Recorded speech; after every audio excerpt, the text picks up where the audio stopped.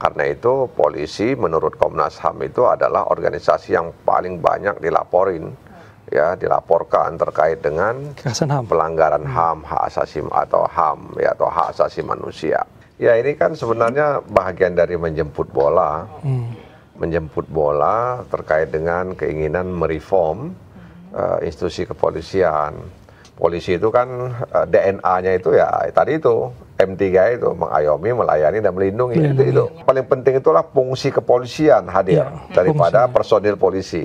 Ya, artinya kalau memang polisi itu kurang ya rasionya itu kan. Ini sebenarnya apa sih yang sebenarnya masih belum tuntas dari reformasi kepolisian yang dulu-dulu tuh katanya kan? Kok reformasi lagi? Apa karena gara-gara kemarin ada momen yang insiden waktu itu sehingga perlu ada reformasi? Tapi kan kalau kita lihat sebenarnya yang dulu-dulu juga banyak kasus-kasus yang sebenarnya memungkinkan untuk reformasi.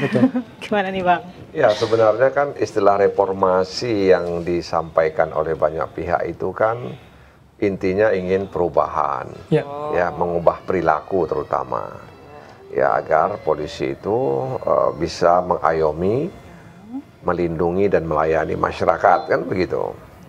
Jadi polisi ini kan satu organisasi yang berhadapan langsung dengan masyarakat. Ya, betul. Beda dengan jaksa yang bekerja di belakang meja, ya apalagi hakim kan. Nah, jadi polisi ini dia langsung berhadapan dengan masyarakat sehingga memang situasi-situasi yang tidak bisa diprediksi juga bisa terjadi. Jadi kekerasan itu sangat mungkin bisa terjadi gitu ya. Dan pelanggaran HAM itu sangat mungkin bisa terjadi. Karena itu polisi menurut Komnas HAM itu adalah organisasi yang paling banyak dilaporkan terkait dengan pelanggaran HAM, hak asasi atau HAM atau hak asasi manusia. Ya jadi karena dia berhadapan langsung dengan masyarakat sehingga perlu diawasi dengan baik ya. Diawasi dengan baik sehingga kemudian dia on the track dalam melaksanakan tugas dan fungsinya. Jadi polisi itu kan arasnya itu tiga. Yang pertama dia memelihara keamanan dan ketertiban. Yang kedua dia mengayomi, melindungi dan melayani masyarakat. Yang ketiga dia memberantas kejahatan.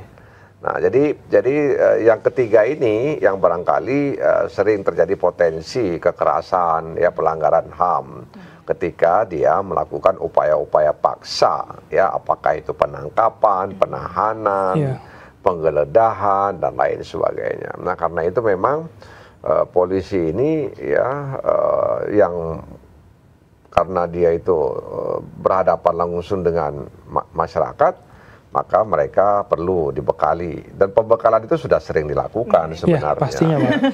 Nah, tapi tetap saja terjadi hal-hal yang kemudian tidak kita inginkan. Ya bisa jadi karena tidak disiplin ya dalam melaksanakan tugas, tidak disiplin menerima arahan ya sehingga kemudian bertindak sendiri.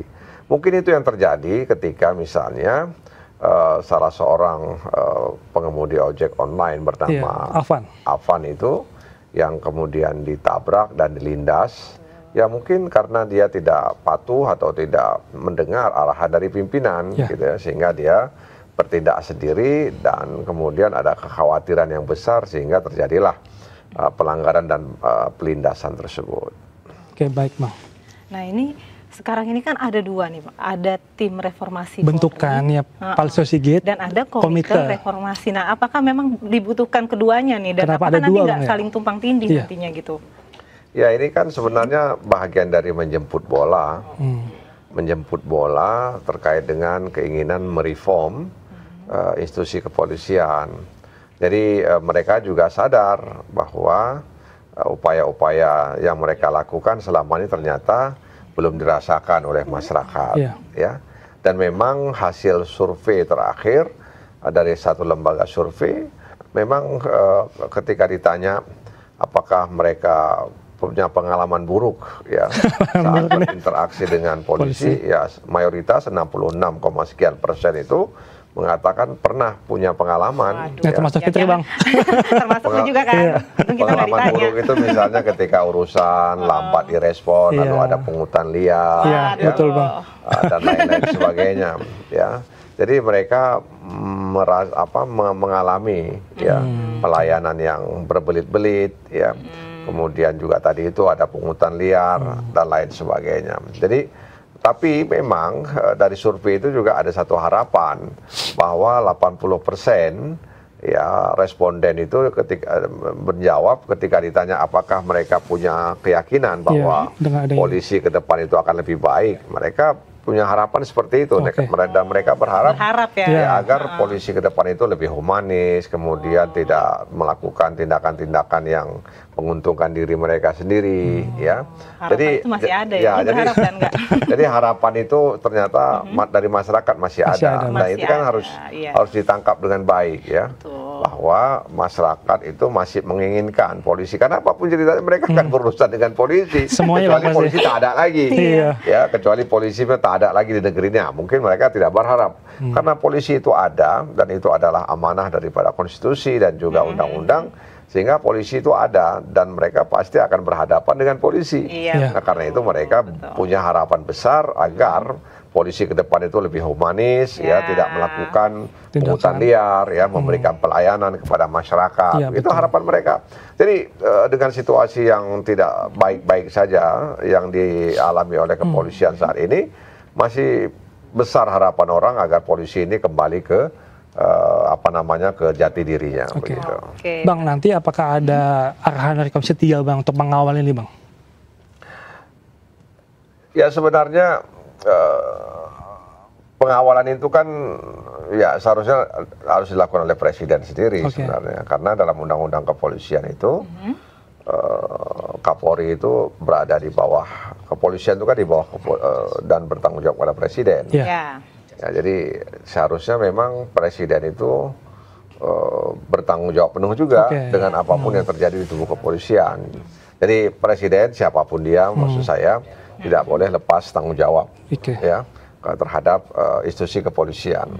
Jadi mungkin oleh karena itu komite reformasi yang dibentuk oleh Presiden mungkin itu adalah bahagian dari tanggung jawab Presiden ya untuk mengembalikan polisi itu seperti yang diharapkan oleh masyarakat begitu. Karena polisi itu kan DNA-nya itu ya tadi itu M3 itu mengayomi, melayani dan melindungi itu.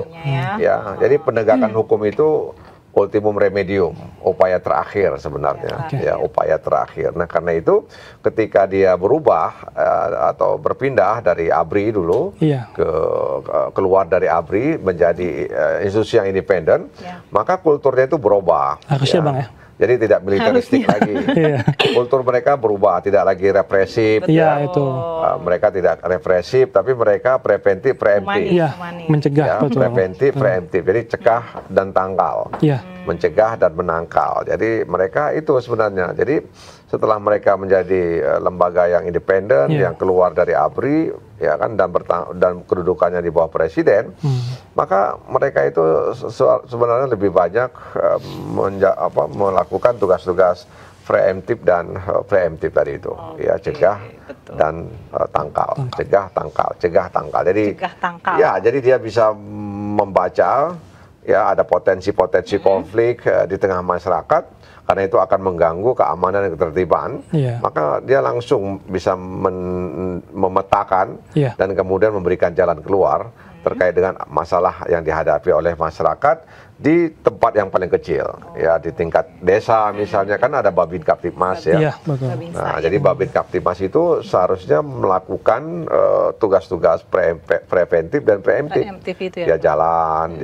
Tapi problemnya memang kadang Babin Kaptipmas ini juga satu Babin itu bisa menghandle 3 desa. Seharusnya kan satu Babin itu satu desa. Jadi masih banyak kekurangan. Tapi sebenarnya dalam pandangan saya, yang paling penting itulah fungsi kepolisian hadir daripada personil polisi. Artinya kalau memang polisi itu kurang ya. Rasionya itu kan kalau menurut PBB itu 1 banding 400 sekian. Ya. Nah kalau memang nggak mungkin direalisasikan, maka yang paling penting itu menghadirkan fungsi kepolisian di tengah masyarakat itu.